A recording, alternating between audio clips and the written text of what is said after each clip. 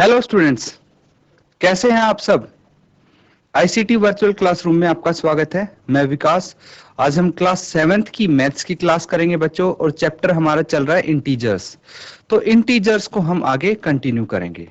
तो चलिए बच्चों, स्मार्ट बोर्ड पे चलते हैं और स्टार्ट करते हैं। अब देखो बच्चों, इंटीजर्स जो चैप्टर हमारा चल रहा है,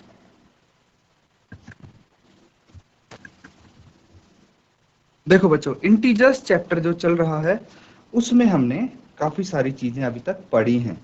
तो मेन चीज जो है वो है, जो मेन चीजें हैं एक बारी हम रिवाइज कर लेते हैं। नंबर लाइन, संख्या रेखा हमने पढ़ी, उसके ऊपर कैसे नंबर दर्शाते हैं वो पढ़े। इंटीजर्स क्या होते हैं वो पढ़े, ठीक है। इंटीजर्स को हम नंबर लाइन पे कैसे दिखा सकते हैं वो चीज पढ़ी। फिर इंटीजर का एडिशन, एडिशन की प्रॉपर्टी, फिर सब्ट्रैक्शन की प्रॉपर्टी, मल्टीप्लिकेशन की प्रॉपर्टी, डिवीजन की प्रॉपर्टी, ये सब पढ़ी बच्चों हमने, ठीक है। साइन कौन सा आएगा ये चीज भी हमने सीखी है इस चैप्टर में, कि साइन कौन सा आएगा अगर हम दो इंटीजर्स को जोड़ते हैं, माइनस करते हैं, मल्टीप्लाई करते हैं, डिवाइड करते हैं। और प्रॉपर्टी लगा के आप चीजों को आसान कैसे कर सकते हैं, कैलकुलेशन को सिंपल कैसे बना सकते हैं, ये चीज हमने सीखी। अब बच्चों आगे जो हम करने जा रहे हैं वो है बच्चों डिवीजन। क्या? डिवीजन। भाग करेंगे हम दो नंबर्स को, तो वो किस तरह से आप परफॉर्म कर सकते हैं वो देखेंगे आज। तो चलिए हम एक्सरसाइज से शुरू करते हैं। एक्सरसाइज 1.4 है। इसमें आपके बहुत सारे क्वेश्चंस दिए हुए हैं, उन्हीं को हम सॉल्व करेंगे। तो देखिए पहला पार्ट, देखिए इसका यहीं से स्टार्ट करते हैं। फर्स्ट पार्ट क्या है? निम्नलिखित में से प्रत्येक का मान ज्ञात करना। सिंपली आपको इनकी वैल्यूज बतानी है, इनका मान बताना है। कैसे बताएंगे आप? -30 है, -30 है, उसको भाग करना है। कितने से भाग करना है? 10 से डिवाइड करना है, भाग करना है। तो देखिए पहला मेथड आप क्या कर सकते हैं, सिंपली -30/10 ये कर सकते हैं। सीधा सीधा इनको भाग करना है तो इस प्रकार से आप इनको लिख सकते हैं, फिर डिवाइड कर सकते हैं, फिर भाग कर सकते हैं। तो डिवाइड करते टाइम आप क्या करेंगे, देखिए न्यूमरेटर पता है आपको क्या होता है। जो ऊपर है इसको बोलते हैं न्यूमरेटर, और जो नीचे उसको बोलते हैं हम डिनोमिनेटर। इस तरह से हम इनको दिखा सकते हैं, ठीक है। ऊपर वाला अंश हो गया, नीचे वाला हर हो गया, ये भी आपको पता होना चाहिए। अब बच्चों जो डिनोमिनेटर और न्यूमरेटर में अगर आपके पास जीरोज आते हैं, जीरो आते हैं, तो उनको हम कैंसिल कर सकते हैं। और यहाँ पे आंसर क्या आ गया, देखिए -3/1 बचा है यहाँ।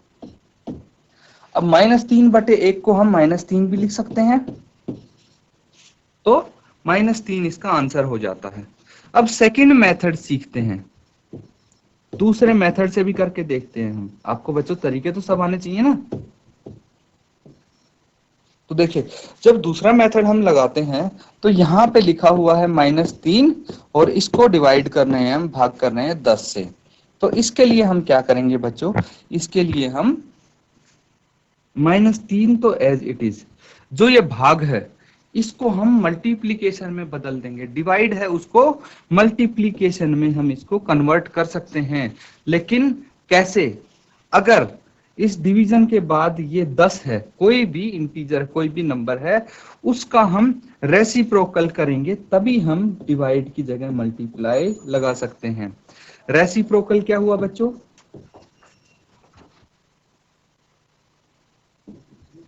रेसिप्रोकल, इसको हम व्युत्क्रम भी बोलते हैं।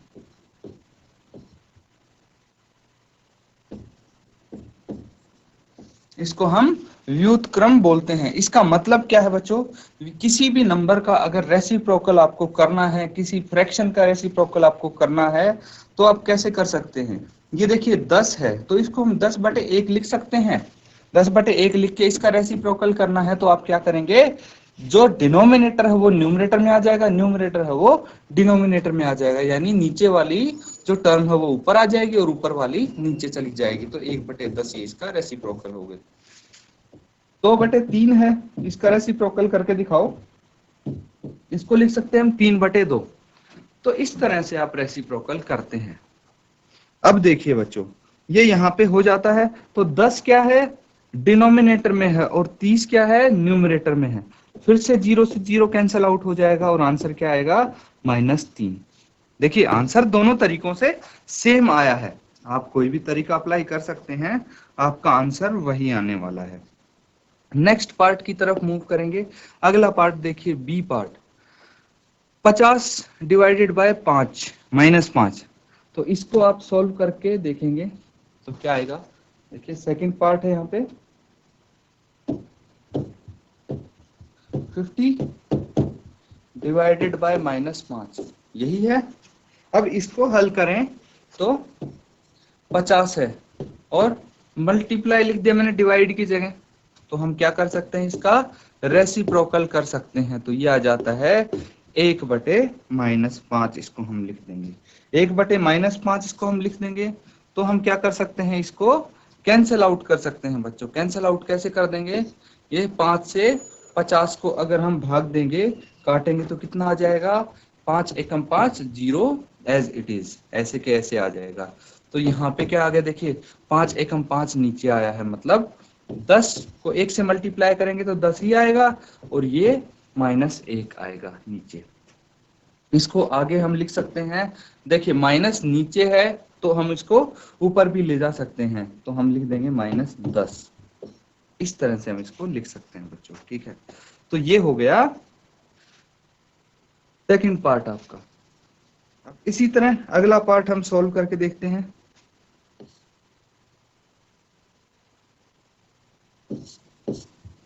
सी पार्ट में है -36 को भाग करना है आपसे, आपको -9 से। -36 को -9 से डिवाइड करेंगे तो -36 ऊपर लिख देंगे और -9 नीचे। अब माइनस से माइनस आप कैंसिल आउट कर सकते हैं। हमने रूल्स में सीखा था बच्चों, जो डिवीजन के रूल थे कि डिवीजन अगर करेंगे तो साइन क्या आएगा, तो इनको आप कैंसिल कर सकते हैं, ऊपर और नीचे वाले माइनस को। और 9 का अगर टेबल आता है आपको तो 9 एकम 9 और 9 चौके 36, तो 9 4 बारी जाएगा 36 को काटने के लिए। अब आंसर इसका 4 आ जाता है। सिंपली आप आंसर लिख सकते हैं। अब नेक्स्ट पार्ट देखिए,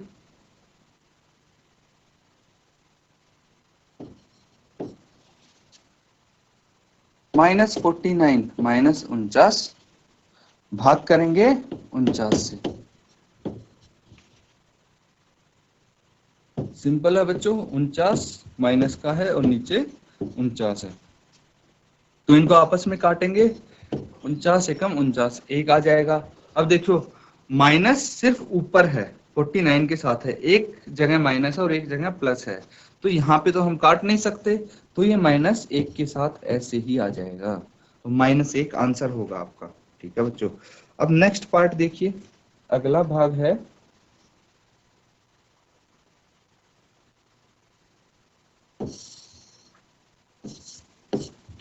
पार्ट ई है।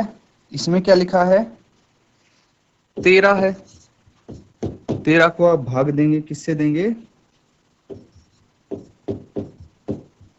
-2 + 1, इससे भाग देंगे। अब बच्चों बोर्ड मास आपने सीखा है, बोर्ड मास में हम सबसे पहले क्या सॉल्व करते हैं, ब्रैकेट को हम हल करते हैं।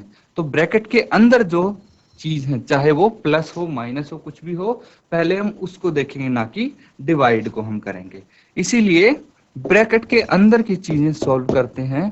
तो क्या आता है, देखिए ये -2 है और +1 है, तो क्या करेंगे, इनको ऐड करेंगे या सब्ट्रैक्ट करेंगे, इन दो इंटीजर्स को हम माइनस करेंगे, सब्ट्रैक्ट करेंगे। तो 2 में से 1 माइनस हो गया, 1 बच गया, साइन कौन सा आएगा, जो बड़े नंबर के साथ है, यानी माइनस का साइन आएगा। अब इसको आप डिवाइड कर देंगे, 13 से -1 को भाग करेंगे आप, 13/-1 लिख सकते हैं और इसको -13 लिख सकते हैं, ठीक है। इस तरह से आप इन क्वेश्चंस को सॉल्व करेंगे। अगले वाला पार्ट देखिए,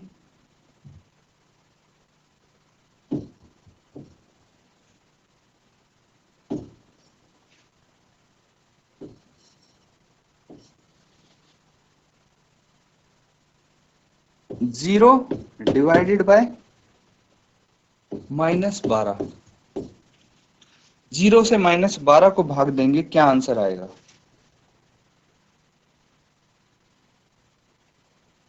तो बच्चों इसको हम लिख सकते हैं 0 इंटू 1/-12, ऐसे लिख सकते हैं, क्योंकि मैंने -12 का रेसिप्रोकल कर दिया। अब देखिए कि 0 से अगर किसी भी नंबर को, किसी भी चीज को आप मल्टीप्लाई करेंगे तो आंसर हमेशा 0 ही आएगा। ये चीज आपको पता है, आपने सीखी थी, तो आपका आंसर यहाँ पे 0 आ गया सीधा सीधा। अगर हम जो दूसरे वाला मेथड था उससे करें तो 0/-12 इसको हम लिख सकते हैं, और 0 बटे कोई भी नंबर हो वो कितना होता है? 0 ही होता है। तो आपको पता होना चाहिए।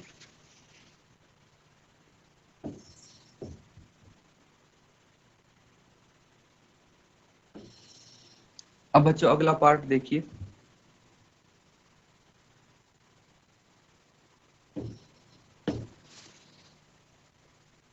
-31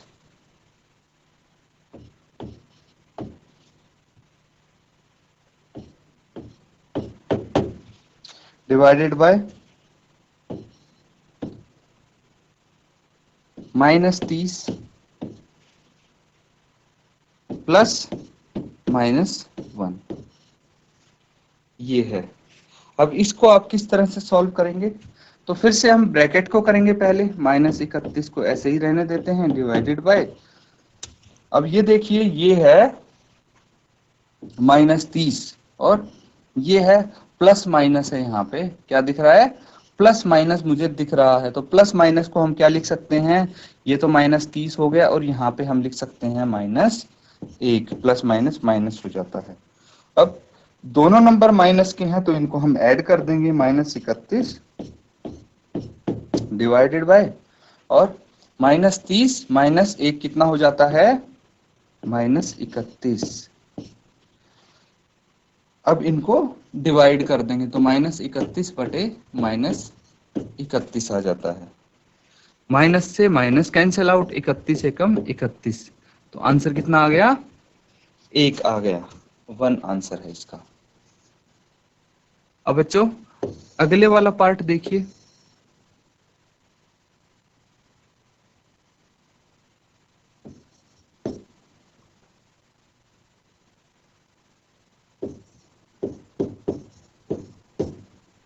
-36 डिवाइडेड बाय 12 और डिवाइडेड बाय 3। तो पहले हमेशा की तरह हम ब्रैकेट को सॉल्व करेंगे। ब्रैकेट को सॉल्व कैसे करेंगे? -36 है, इसको आप 12 से भाग कर देंगे, और उसके बाद भार है 3। अब देखिए कि 36 को अगर 12 से भाग देंगे तो 12 एकम 12, 12 तिया 36, तो -3 ये आ जाता है, और इसको डिवाइड करना है आपको 3 से। अब -3/3 हम लिख सकते हैं, और इनको अगर आपस में कैंसिल आउट करेंगे तो आंसर आ जाता है 1, वो भी माइनस का, तो -1 यहाँ पे आंसर आ जाएगा। अब नेक्स्ट देखें बच्चों, अगला पार्ट है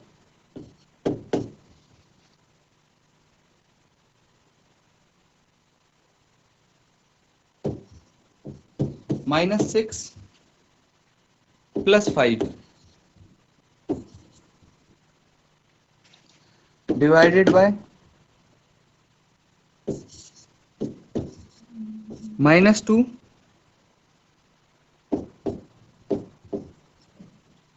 + 1।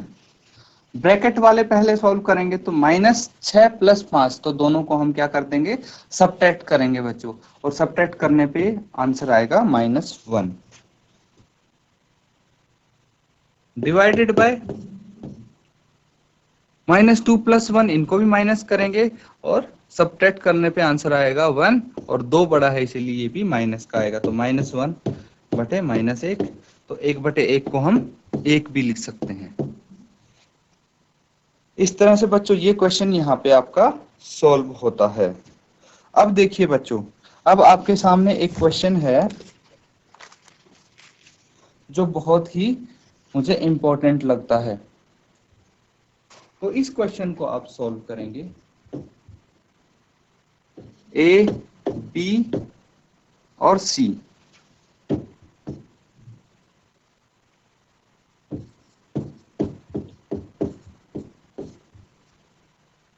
के निम्नलिखित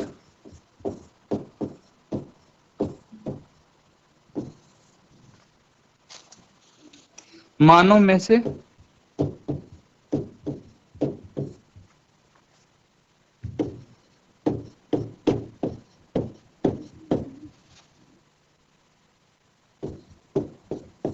प्रत्येक के लिए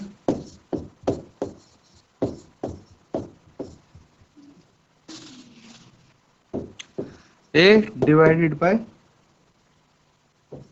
B plus C, A divided by B plus C is not equal to, ये बराबर नहीं है किसके, A divided by B plus A divided by C को सत्यापित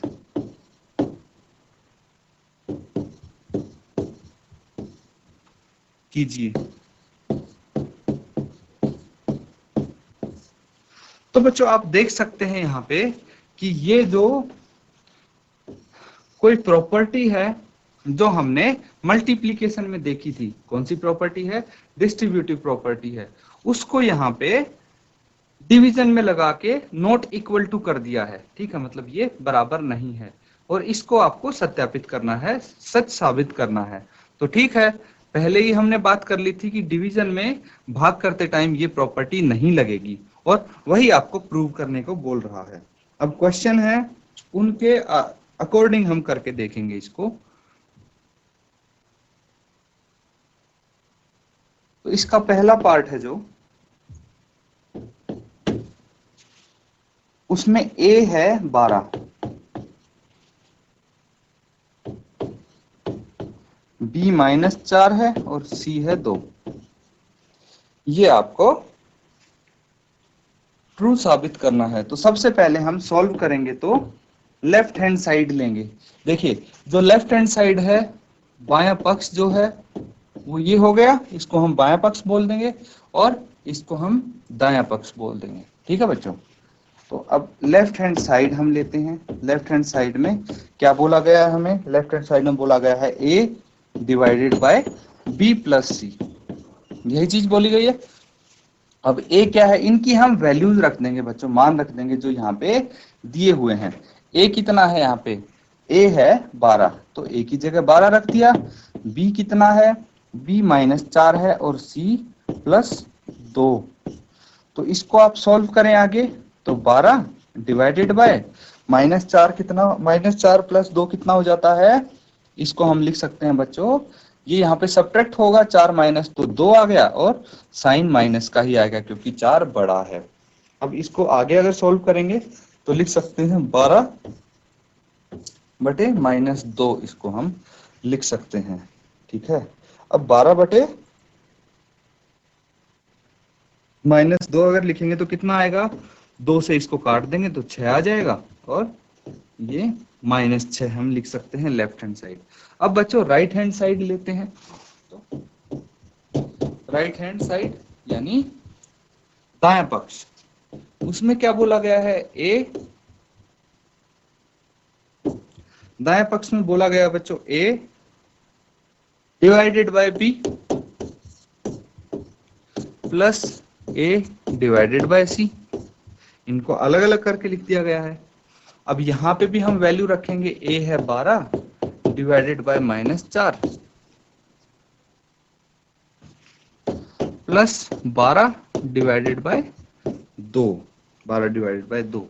अब देखिए इनके आप कैसे इसको सॉल्व कर सकते हैं, 12 है, इसको हमें -4 से भाग करना है, तो प्लस 12 को हम 2 से भाग करेंगे, तो 4 से भाग करेंगे तो 4 तिये 12 आ गया और 2 से भाग करेंगे तो 2 छिके 12। अब 3 लिखेंगे, लेकिन नीचे माइनस का है तो हम -3 यहाँ पे लिख देंगे, +6। और इसको अगर आप आगे सॉल्व करेंगे तो -3 + 6 कितना हो जाता है, ये प्लस का 3 आएगा, क्योंकि इनको सब्ट्रैक्ट करेंगे और जो बड़ा होगा उसका साइन लगाएंगे। तो आप देख सकते हैं सीधे सीधे यहाँ पे कि जो लेफ्ट हैंड साइड है, जो बायां पक्ष वो -6 है और जो दायां पक्ष है वो 3 है। तो आप बोल सकते हैं कि लेफ्ट हैंड साइड बराबर नहीं है राइट हैंड साइड के। और अगर left hand side right hand side के बराबर नहीं है तो हमारी बात सिद्ध हो गई। यही तो हमें प्रूव करना था, मतलब इसी चीज को तो सत्यापित करना था और हमने कर दिया है इसको। अब बच्चों नेक्स्ट क्वेश्चन की तरफ हम बढ़ेंगे। इसका जो नेक्स्ट पार्ट है वो क्या है, जो दूसरा भाग है उसमें a इक्वल टू -10, a कितना है, -10, b 1 है और c भी 1 है। इसको आप सॉल्व करेंगे तो सबसे पहले लेफ्ट हैंड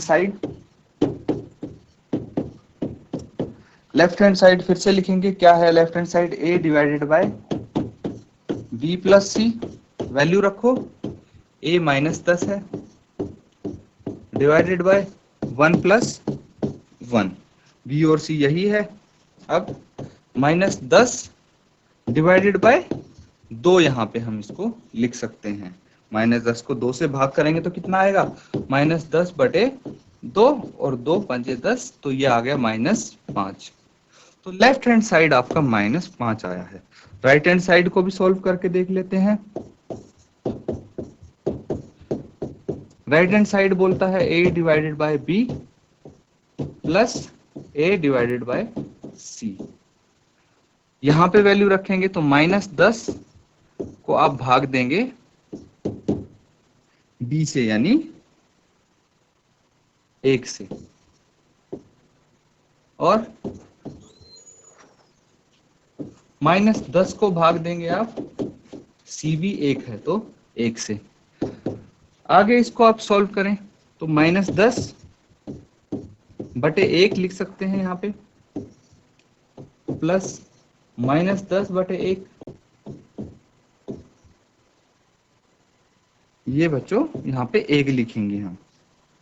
आगे अगर आप सॉल्व करेंगे तो आप देख सकते हैं -10/1 -10 ही होता है, प्लस -10/1 को भी -10 हम लिख सकते हैं। अब यहाँ पे जो ये प्लस माइनस है इसको क्या लिख सकते हैं हम, -10 प्लस माइनस को माइनस लिख सकते हैं। तो -10 कितना हो जाता है, -20 हो जाता है। तो यहाँ पे भी आप देख सकते हैं कि जो लेफ्ट हैंड साइड है, लेफ्ट हैंड साइड तो -5 है और राइट हैंड साइड है -20, तो ये दोनों भी बराबर नहीं है। यही तो हमें सत्यापित करना था। तो इस तरह से इनको आप कर सकते हैं बच्चों। अब अगले क्वेश्चन की तरफ बढ़ते हैं। नेक्स्ट क्वेश्चन आपका है कि रिक्त स्थानों की पूर्ति करो। तो यहाँ पे आपको कुछ रिक्त स्थान दिए हैं, उनको आपको भरना है, पूरे करना है बच्चों। तो उनको आप कैसे पूरे करेंगे, ये कुछ हमने रूल्स भी किए थे, इनके आधार पे आप इनको भरेंगे। तो सबसे पहला जो रिक्त स्थान है वो कितना दिया हुआ है, वो है यहाँ पे 369 डिवाइडेड बाय कोई नंबर है जिससे आप 369 को डिवाइड करेंगे तो आंसर भी आपका 369 ही आना चाहिए। मतलब ऐसा कौन सा नंबर है जिससे मैं 369 को भाग कर दूं ताकि आंसर 369। देखिए छोटा नंबर से हम समझते हैं, एक छोटा नंबर हम ले लेते हैं और फिर हम समझते हैं। मान लीजिए कि 2 है, 2 को ऐसे किस नंबर से भाग करो कि आपका आंसर 2 ही आए। अगर मैं 2 को 1 से भाग करता हूं, अभी हमने कितने सारे क्वेश्चन किए, तो अगर किसी नंबर को आप 1 से भाग करते हो तो वही नंबर आपको वापस मिल जाता है, वही नंबर आता है। तो यहाँ पे भी 369 है, बड़ा नंबर हो गया, तो सेम नंबर से आप भाग करेंगे, क्या बोलते हैं, 1 से आप भाग करेंगे। 369 को अगर 1 से भाग करेंगे आप तो कितना आ जाएगा, 369 आ जाएगा। मतलब किसी भी नंबर को अगर आप 1 से भाग करेंगे तो वही नंबर आंसर में आएगा। बी पार्ट देखिए, बी पार्ट में बोला गया है कि -75 है, उसको किस नंबर से भाग करें कि -1 आए। देखिए यहाँ पे तो हमें वही नंबर लेके आना था, लेकिन यहाँ पे -1 लेके आना हमें। अब देखिए, अगर मैं बोलूं आपको कि 2 है, उसको किस नंबर से भाग करें कि 1 आ जाए, तो आप क्या करेंगे? आप 2 को अगर 2 से ही भाग करेंगे, सेम नंबर से भाग करेंगे, तभी तो 1 आएगा, ठीक है। लेकिन यहाँ पे माइनस की बात हो रही है, तो अगर मैं बोलूं कि -2 को आप किस नंबर से भाग करेंगे कि -1 आ जाए। अब अगर मैं -2 को 2 से भाग करता हूं, तो देखिए 2 से 2 कट गया और ये माइनस ऐसे कैसे बच गया 1 के साथ। मतलब अगर हमें 1 लेके आना हो तो हम सेम नंबर से इसको डिवाइड कर देंगे। तो अगर 75 है तो हम इसको 75 से डिवाइड कर देंगे, 75 से भाग करने पे क्या आएगा? -1 आंसर आ जाएगा। अब यहाँ पे अगर सी पार्ट की बात करें, तो पार्ट सी में बोलते हैं कि -206 है और 1 लेके आना है। इसी क्वेश्चन को लेते हैं बच्चों, अगर -2 है, उसको 2 से भाग किया तो कितना आया आपके पास? -1 आया। लेकिन हमें 1 चाहिए है और यहाँ पे -2 ही रहेगा, तो हम क्या करेंगे? आपने सीखा था बच्चों कि अगर अगर हम -2 को -2 से डिवाइड कर देंगे तो क्या होगा? ये माइनस माइनस कट जाते हैं और यहाँ पे प्लस आंसर में आ जाता है। तो वही हम करेंगे, -206 से इसको भाग कर देंगे। -206 से भाग करने पे देखिए माइनस से माइनस कट जाएगा, 206 से 206 यहाँ पे कट जाएगा और आंसर 1 आ जाएगा। अब ये वाला क्वेश्चन है, डी पार्ट क्या है कि -87 है, -87 है, इसको किस नंबर से भाग करें कि 87 आ जाए। तो देखिए -87 को कोई माइनस वाला नंबर से भाग करेंगे, और वही नंबर कब आता है? जब हम उसको 1 से भाग करते हैं, लेकिन हमें माइनस से भाग करना पड़ेगा, तभी तो ये ऊपर वाला माइनस साइन कटेगा। तो -1 से अगर इसको हम डिवाइड करते हैं तो 87 आपका आंसर आ सकता है। अब ई पार्ट में देखिए कि किसको 1 से भाग करें कि -87 आ जाए। तो अगर आप -87 को 1 से भाग करें, क्योंकि किसी भी नंबर को अगर आप 1 से भाग करते हैं तो वही नंबर आता है, तो अगर हम -87 को 1 से भाग करेंगे तो -87 ही आएगा। अब 48 से किस नंबर को भाग किया जाए कि आंसर -1 आ जाए। तो जिस नंबर को आप भाग करेंगे वो माइनस का होगा, तभी तो आंसर में -1 आया है, ये चीज तो पक्का है। अब दूसरी बात यह है कि 48 से उसको भाग करना है और आंसर -1 चाहिए। तो अगर हम सेम नंबर से डिवाइड करते हैं, मतलब ऊपर भी सेम नंबर होना चाहिए तभी तो आप भाग कर पाएंगे। तो ऊपर अगर 48 हो तो 1 आता है, और अगर -48 हो तो -1 आंसर आ जाएगा। तो यहाँ पे -48 से आप इसको डिवाइड कर देंगे। फिर 20 है, 20 को ऐसी कौन सा नंबर है जिससे आप डिवाइड करेंगे तो -2 आ जाएगा। ये बहुत ही सिंपल है बच्चों ये क्वेश्चंस ना, बस आपके बेसिक कॉन्सेप्ट आपका यहाँ पे चेक किया जा रहा है। तो जी की बात करते हैं, 20 है, 20 को आप ऐसा कौन सा नंबर है जिससे आप डिवाइड करेंगे तो -2 आ जाएगा। अगर देखिए 20 को आप 10 से डिवाइड करें, 10 से भाग करेंगे तो मुझे आंसर 2 मिल जाएगा। इसको भाग करके देखिए 2 मिल जाएगा, लेकिन बात अभी भी नहीं बनेगी क्योंकि -2 चाहिए। तो मैं -10 से डिवाइड करूंगा, -10 से डिवाइड करूंगा तो आंसर -2 आ जाएगा।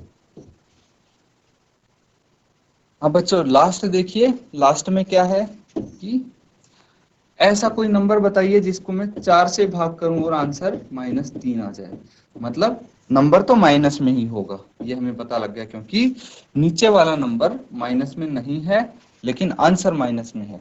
तो ऐसा नंबर बताइए जिसको मैं 4 से भाग करूं और आंसर -3 आ जाए। तो अगर 4 तिये 12 होता है, तो मैं अगर -12 को 4 से भाग करता हूं तो -3 आ जाता है। इस तरह से जो भी ब्लैंक्स हैं उनको आप फिल कर सकते हैं बच्चों, इन रिक्त स्थानों को आप भर सकते हैं। अब बच्चों एक क्वेश्चन और हम करेंगे। ये देखिए, ये क्वेश्चन है बहुत ही जरूरी है आपके लिए। अगर आप समझेंगे तो इस तरह के आप कोई भी क्वेश्चन यहाँ पे कर सकते हैं। तो ध्यान से इसको एक बार समझना जरूरी हो जाता है आपके लिए। अब देखिए कि यहाँ पे क्या बोला गया, दोपहर 12 बजे तापमान 0 से 10 डिग्री सेल्सियस ऊपर था। यदि यह आधी रात तक 2 डिग्री सेल्सियस प्रति घंटे की दर से कम होता है तो किस समय तापमान 0 से 8 डिग्री सेल्सियस नीचे होगा। आधी रात को तापमान क्या होगा ये आपको बताना है बच्चों। तो अब देखिए इसको किस तरह से आप कर सकते हैं। यहाँ पे सबसे पहले तो इसको आसान से आसान तरीके में हम समझने की कोशिश करते हैं। तो यहाँ देखिए, अगर मैं नंबर लाइन बनाता हूं, इसको बिल्कुल सिंपल तरीके से आप समझने की कोशिश कीजिए। अगर मैं यहाँ पे नंबर लाइन बनाता हूं, कहां तक वो नंबर लाइन बनेगी, यहाँ 0 हम मान लेते हैं, 1 2 3 4 5 6 7 8 9 10। ठीक है बच्चों। अब देखिए ये माइनस की तरफ हम लिखते हैं, -2 -3 -6 -7 -8 -9 -10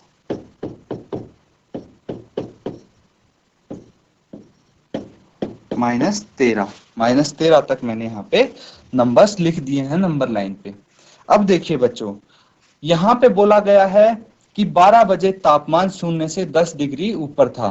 तो 0 ये हो गया, इससे 10 डिग्री ऊपर मतलब तापमान यहाँ पे था। ठीक है, तापमान यहाँ पे था। कितने बजे, 12 बजे, दोपहर के 12 बजे तापमान यहाँ पे था 10 डिग्री पे। अब बोला गया है यदि आधी रात तक 2 डिग्री प्रति घंटे गिरता है, तो 2 डिग्री से अगर गिरता रहता है तो किस समय तापमान 0 से 8 डिग्री नीचे होगा। तो ये बच्चों आप कैसे कर सकते हैं, आप देख सकते हैं 12 बजे यहाँ पे था, 2 डिग्री कम हुआ तो 8 डिग्री हो गया। कितने बजे, 1 बजे। फिर 8 से 2 कम हुआ, 6 हो गया, ये 2 बजे। और 6 से 2 डिग्री कम हुआ, ये 3 बजे। और 4 से फिर 2 डिग्री कम हुआ, ये 4 बजे। और 2 से फिर 2 डिग्री कम हुआ, ये 5 बजे। और फिर 2 डिग्री कम हुआ तो 6 बज गए। और फिर 2 डिग्री कम हुआ तो 7 बज गए। और फिर 2 डिग्री कम हुआ तो 8 बज गए। और फिर 2 डिग्री कम हुआ तो 9 बज गए।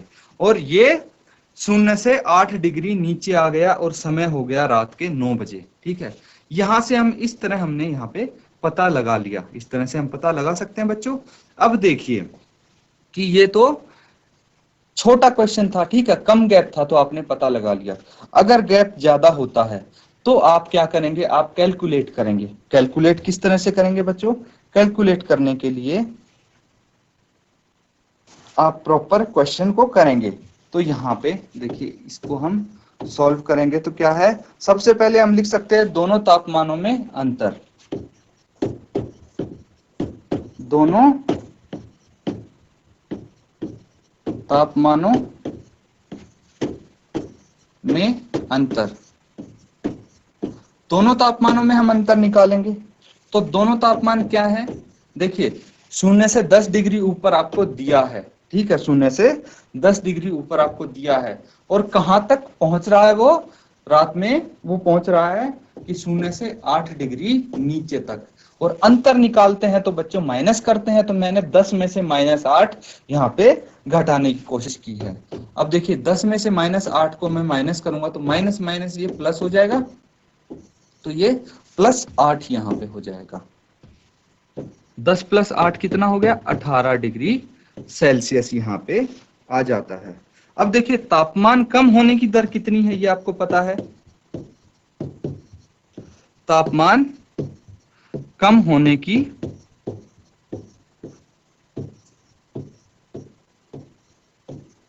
ये पता है 2 डिग्री सेल्सियस। प्रति घंटा, 2 डिग्री सेल्सियस प्रति घंटा इसकी दर है। अब सोचो 1 घंटे में 2 डिग्री कम हो रहा है, तो टोटल कितना कम होना है? 18 डिग्री सेल्सियस। तो 18 डिग्री सेल्सियस तापमान कम होने में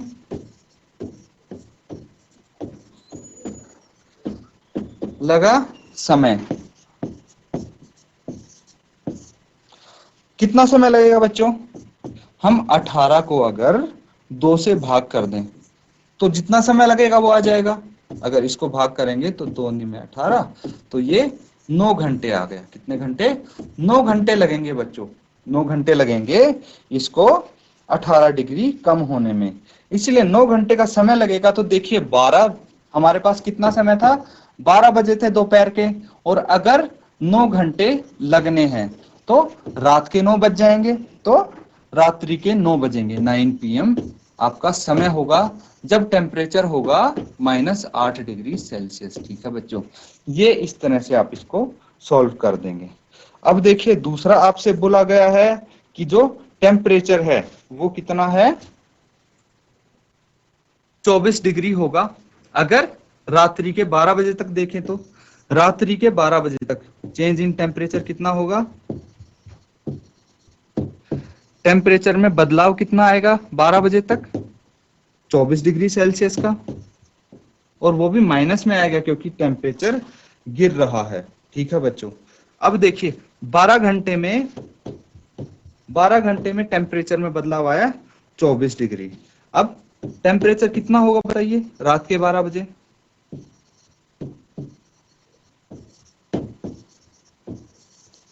रात के 12 टेम्परेचर कैसे निकालेंगे आप? देखिए सुबह हमारे पास कितना है? अभी दिन के 12 बजे 10 डिग्री सेल्सियस टेम्परेचर है, लेकिन रात के 12 बजे तक 24 डिग्री गिर जाएगा, 24 डिग्री सेल्सियस कम हो जाएगा टेम्परेचर। तो कितना हो जाएगा?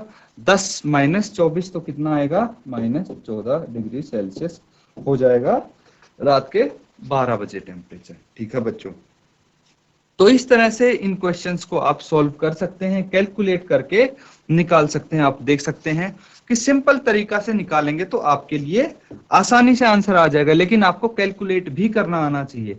अगर नंबर्स बड़े होंगे तो ये तरीका आपका नहीं काम आ पाएगा। तो बच्चों आज के लिए बस इतना ही करेंगे, और यहाँ पे हमारा ये चैप्टर खत्म होता है। तो जो भी हमने इस चैप्टर में टॉपिक्स किए हैं, क्वेश्चंस किए हैं, उनको आप अच्छे से रिवाइज करते रहना, ताकि आपको ये चैप्टर अच्छे से आए और भूले ना आप। इसी के साथ आज का लेक्चर खत्म करते हैं। Thank you and have a nice day.